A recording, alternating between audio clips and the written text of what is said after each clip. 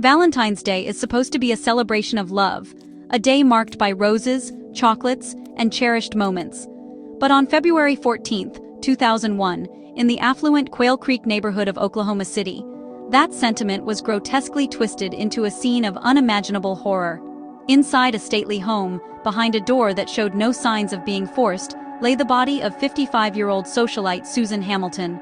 The discovery was not made by a stranger or a burglar, but by her own husband, Dr. John Hamilton. The idyllic image of their life together was about to be shattered into a million pieces, revealing something far darker and more violent than anyone in their privileged circle could have ever imagined. It was a crime that defied the tranquility of its surroundings. The scene that greeted first responders was one of pure, unadulterated savagery. Susan Hamilton was found in the master bathroom, a space that should have been a private sanctuary. Instead, it had been transformed into a slaughterhouse. Her attacker had shown a level of rage that was deeply personal and chillingly intimate. She had been brutally bludgeoned, her skull fractured so severely that brain tissue was exposed. Her face was smashed beyond recognition, a deliberate act of annihilation aimed at erasing her very identity. The violence was so extreme, so concentrated, that it left experienced law enforcement officers shaken. This was not a robbery gone wrong. This was an execution fueled by a furious personal hatred. As investigators meticulously examined the small, confined space of the bathroom, more gruesome details emerged. Susan had not only been beaten, but also strangled with two of her husband's own neckties, cinched tightly around her neck. The use of such personal items seemed to scream a message of betrayal and control. It was a final, suffocating act in an attack that forensic experts would later estimate lasted no more than 2 minutes. A blitz attack, they called it. A sudden, overwhelming explosion of violence that left no time for defense, no chance for escape. The brutality was shocking, but the intimacy of the crime scene suggested something even more disturbing. Susan likely knew her killer. The tranquil, tree-lined streets of Quail Creek were suddenly swarming with police cars and news vans, the flashing lights a stark contrast to the neighborhood's quiet prestige. The community was in a state of disbelief.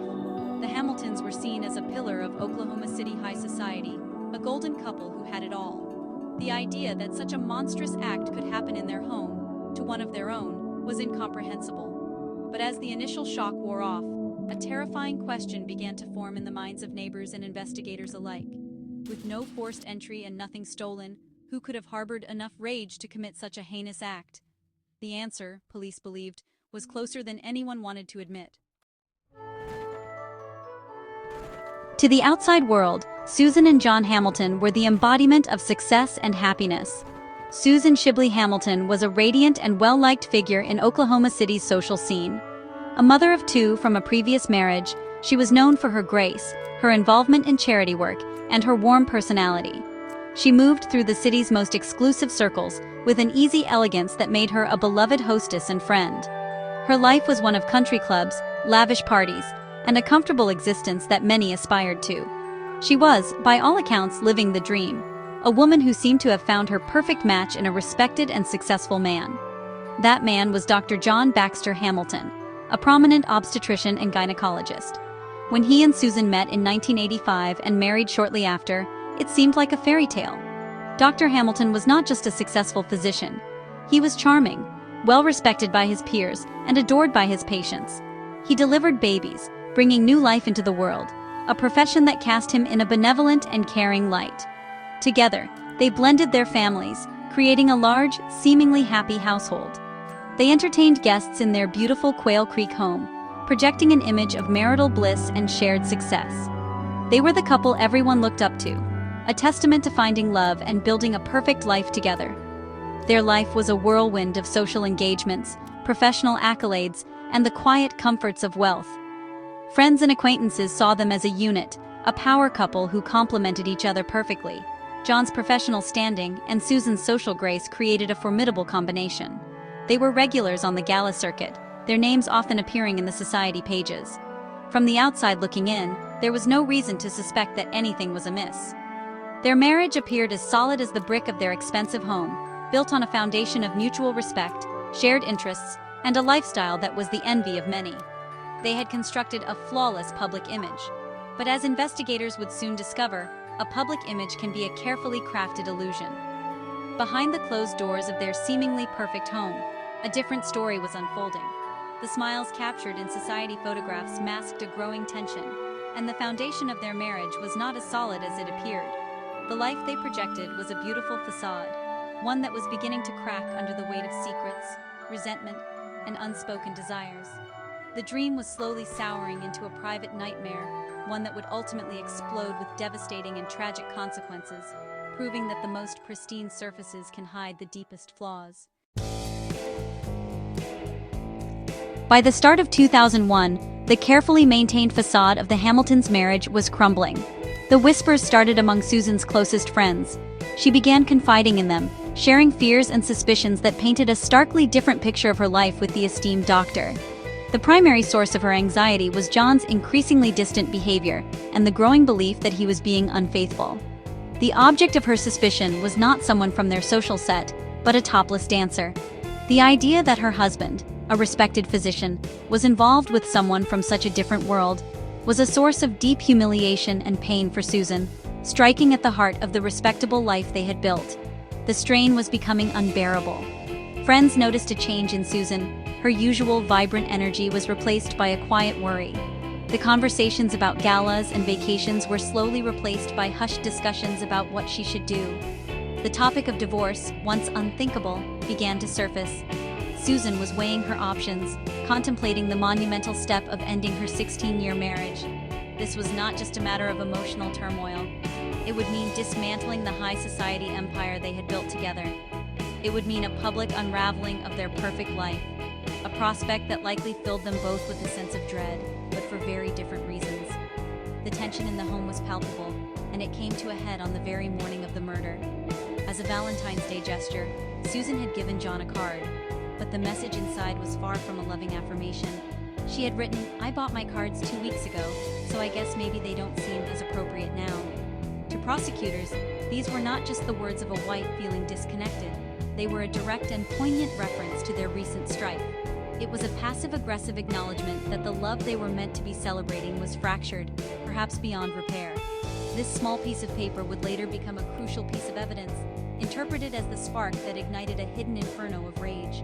For John Hamilton, the thought of divorce was more than just the end of a marriage. Prosecutors would argue it represented a catastrophic loss of control. He stood to lose his wife, his social standing, the beautiful home, and the lifestyle to which he had become accustomed. His identity was inextricably linked to being Dr. Hamilton, the successful husband of the lovely Susan Hamilton. The threat of that identity being stripped away, coupled with Susan's pointed message on a day meant for love, may have pushed him to a breaking point. The cracks in the porcelain had finally given way, leading to a complete and violent shattering of their world.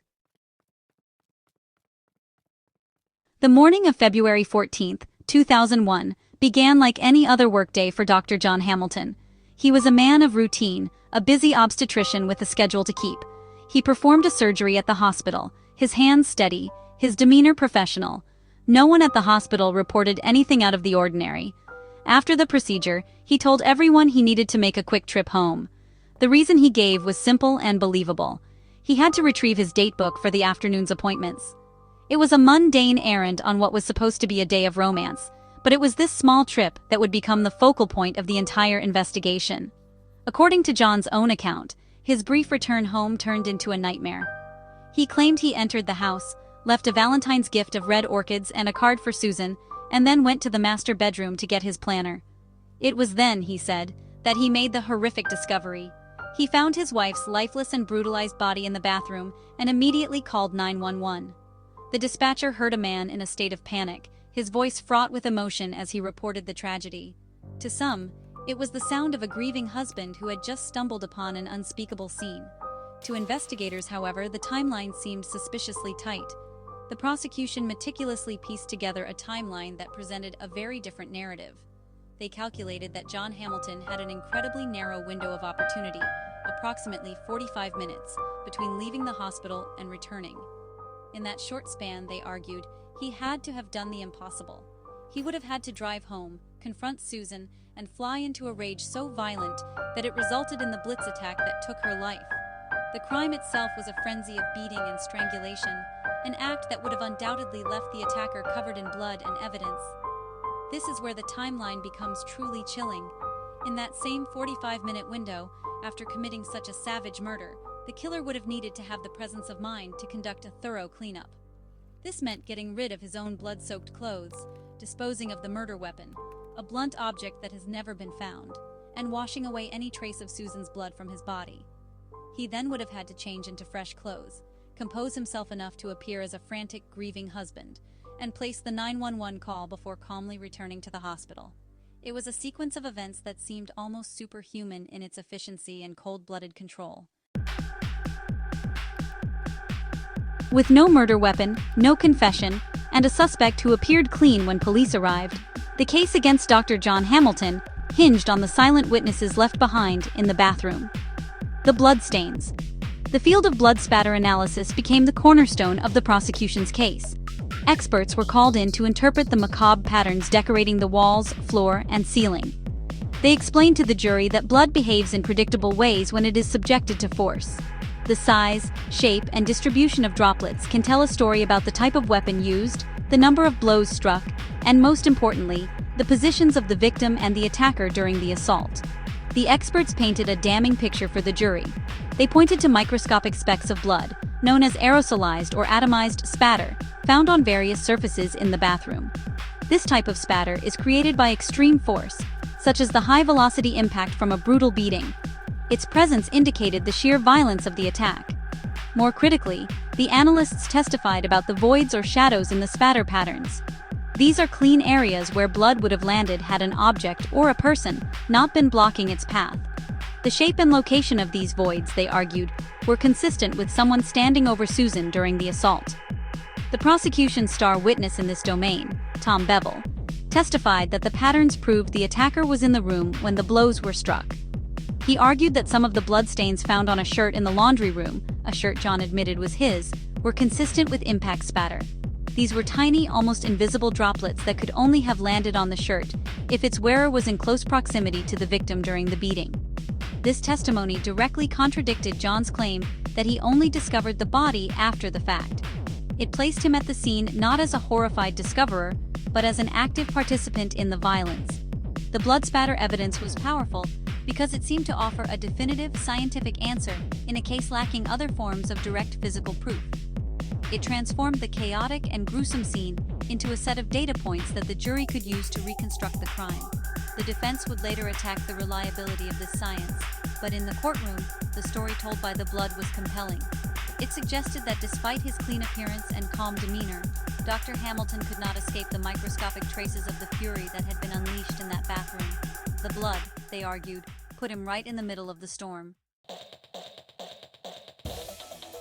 The prosecution, led by District Attorney Wes Lane, constructed a narrative of obsessive love curdling into murderous rage. Their case was built on three main pillars: motive, opportunity, and forensic science. They presented John Hamilton as a man terrified of losing his prestigious life. Witnesses, primarily Susan's close friends, testified about the deteriorating marriage, her contemplation of divorce, and her fears of John's infidelity. This established a powerful motive. They argued that Susan's bittersweet Valentine's Day card was the final provocation, a confirmation of his worst fears that sent him into a homicidal fury. It was a classic crime of passion, they claimed, committed by a man who would rather kill his wife than let her go. The second pillar was opportunity. The prosecution zeroed in on the 45-minute timeline, portraying it not as an impossible feat, but as a carefully managed window for murder and cleanup. They suggested that as a surgeon, Dr. Hamilton was uniquely capable of compartmentalizing his actions and maintaining his composure under extreme pressure. They argued he had the discipline to commit a horrific act, dispose of the evidence with clinical efficiency, and return to his professional life as if nothing had happened. The lack of forced entry strongly suggested Susan knew her attacker and had let him into the house, or that he had a key, and who was more likely than her own husband. The defense, on the other hand, mounted a vigorous counter-argument centered on the complete lack of direct evidence. Defense attorney Mac Martin relentlessly attacked the prosecution's case as a tower of speculation. His primary target was the timeline. He argued it was simply not plausible for one man to commit such a messy, violent crime, clean himself from the scene, dispose of the weapon and bloody clothes, and return to the hospital without a single person noticing anything amiss. Where was the murder weapon? Where were the bloody clothes? No trace of them was ever found, a gaping hole in the prosecution's theory. Furthermore, the defense challenged the very science the prosecution relied on. They argued that blood spatter analysis was not an infallible science, but a subjective art of interpretation. They brought in their own experts who contested the state's findings, suggesting the bloodstains could have been created in other ways, or that they didn't definitively place John at the scene during the attack. They emphasized that not a single drop of Susan's blood was found on John's body, in his car, or on the fresh clothes he was wearing when the police arrived. They painted him as a loving, grieving husband who had the misfortune of discovering a horrific scene and was now being railroaded by a police force in a rush to close a high-profile case. The trial of Dr. John Hamilton became a media sensation, drawing national attention from outlets like Primetime and Dateline. The case had all the elements of a made-for-television movie: wealth, social status, infidelity, and a shockingly brutal murder. The courtroom was packed daily with journalists and curious members of the public, all eager to follow the dramatic twists and turns. Every piece of evidence, from the heart-wrenching testimony of Susan's friends to the complex scientific explanations of blood spatter, was scrutinized by a captivated audience.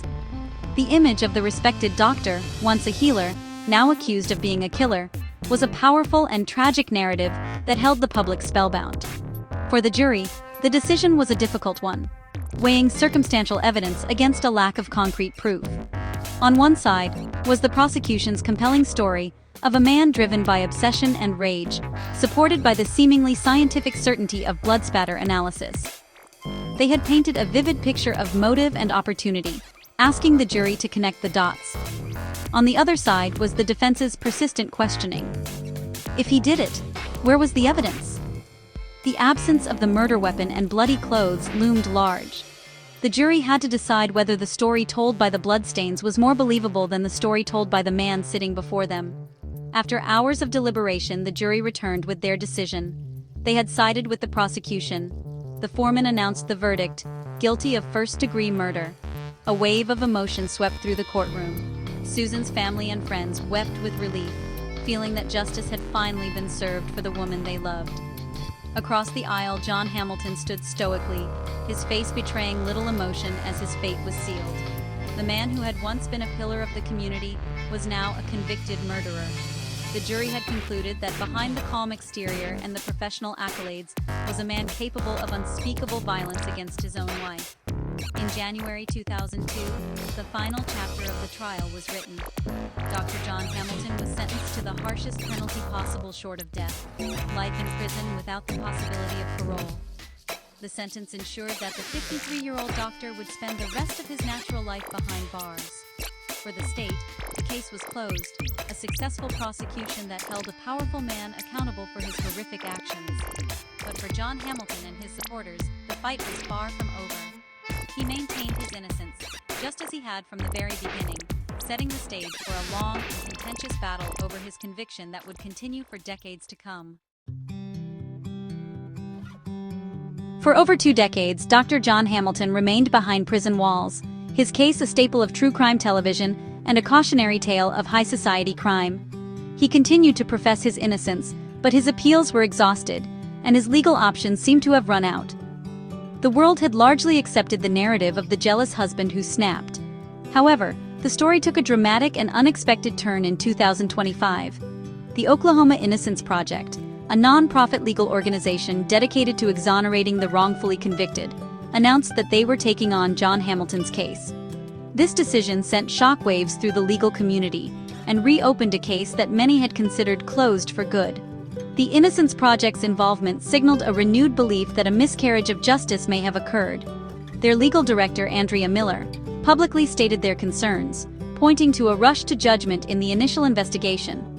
They argued that the police and prosecutors had zeroed in on Hamilton so quickly that they failed to seriously consider any other possibilities. The organization planned to re-examine every facet of the case, from the incredibly tight timeline that the defense had always maintained was impossible, to the very forensic science that had been so crucial in securing the conviction in the first place. Their involvement brought a new wave of scrutiny to the 2001 verdict. At the heart of the Innocence Project's challenge is the evolution of forensic science. The blood spatter analysis that was so persuasive to the jury in 2001 is now viewed with much more skepticism by the scientific community. Over the years, numerous studies have shown that blood stain pattern interpretation can be highly subjective and prone to error and bias.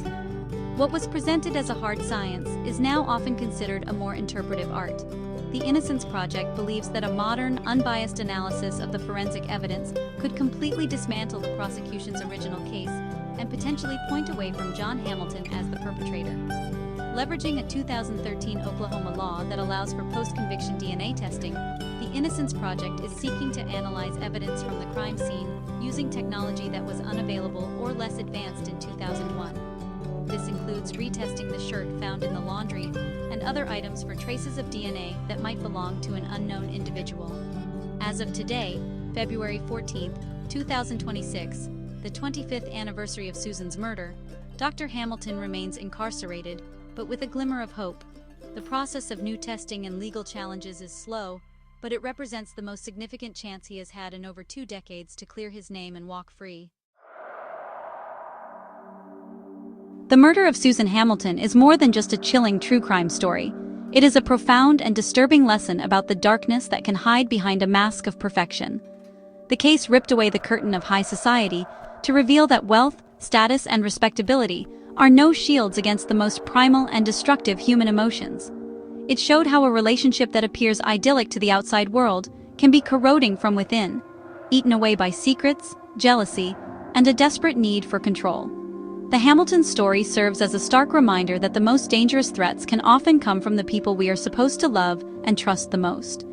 The legacy of the case is also deeply entwined with the ongoing debate about the reliability of forensic science in the courtroom. The conviction of Dr. John Hamilton was a landmark moment for the use of blood spatter analysis, presented to the jury as a nearly infallible tool for justice.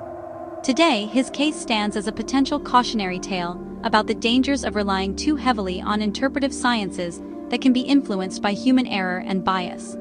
The involvement of the Oklahoma Innocence Project highlights a critical shift in our understanding, forcing the legal system to confront the possibility that the science of yesterday may have led to the wrongful convictions of today. The controversy surrounding John Hamilton's guilt or innocence continues to divide opinion. For many, he will always be the cold-blooded killer who brutally murdered his wife on Valentine's Day and almost got away with it. They see the evidence of motive and the story told by the blood as an undeniable truth. For others, he is a victim of a flawed investigation and junk science, a man wrongfully imprisoned while the real killer may have escaped justice. This enduring uncertainty is perhaps the most haunting aspect of the case, leaving a permanent question mark hanging over that tragic day in 2001. Ultimately, the chilling tale of Susan Hamilton is a story about the devastating consequences of obsession. Whether it was John Hamilton's obsession with maintaining his perfect life or an unknown killer's obsession with Susan, the outcome was the same. A life of promise was violently extinguished. The case forces us to look at the nature of love and possession and the terrifyingly thin line that can separate them. It is a Valentine's Day nightmare that has lasted for a quarter of a century. A tragic chronicle of a love that didn't just die, it was brutally murdered, leaving behind a legacy of sorrow, doubt, and unanswered questions.